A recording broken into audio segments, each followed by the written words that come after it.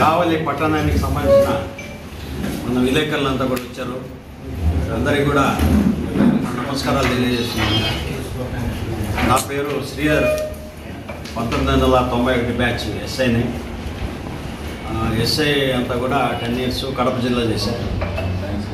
సిఐగా ఇన్స్పెక్టర్గా కర్నూలు జిల్లాలో చేశాను. సిఐడి హైదరాబాద్ కూడా చేశాను. డిఎస్పీ అయినాక రాయచోట్లో చేస్తున్నాము. తర్వాత ఇక్కడికి రావడం జరిగింది కావాలి గురించి విన్నాను. కావాలో సమస్యలు కూడా తెలుసుకున్నాను. పబ్లిక్ కూడా మంచి పబ్లిక్, ఇక్కడ రిలయబుల్ పబ్లిక్.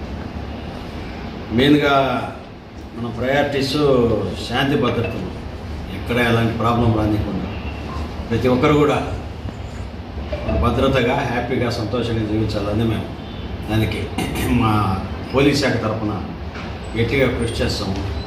రౌడీజం కానీ లేకపోతే ఇంకేమైనా గూండాయిజం కానీ ఇట్లాంటివంతా కూడా మీరు తీసుకొస్తే మాకు చెప్పండి, వెంటనే చర్యలు ఉంటాయి.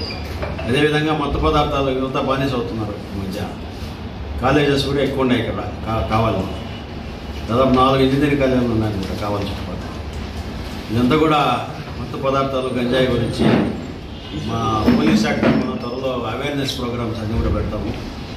ఈ జనరలైజ్డ్ అలిగేషన్ కాకుండా మీరు పర్టికులర్గా సార్ పలానా వీళ్ళు చేస్తున్నారని మా సీక్రెట్గా ఇన్ఫర్మేషన్ ఇచ్చినా కూడా మేము వెంటనే చర్య తీసుకుంటాం.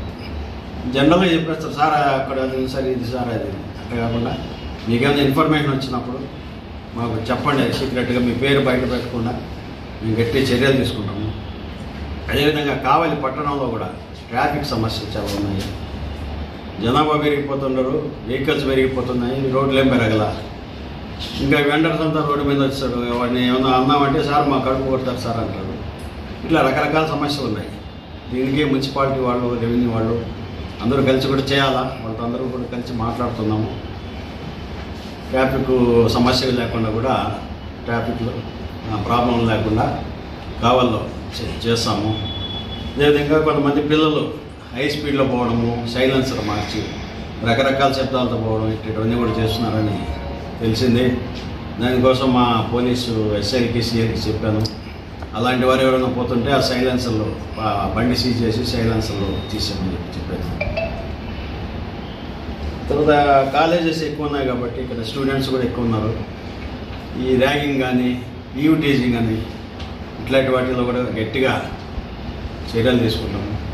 మీ దృష్టికి వచ్చినా కూడా మాకు ఇన్ఫర్మేషన్ ఇవ్వండి.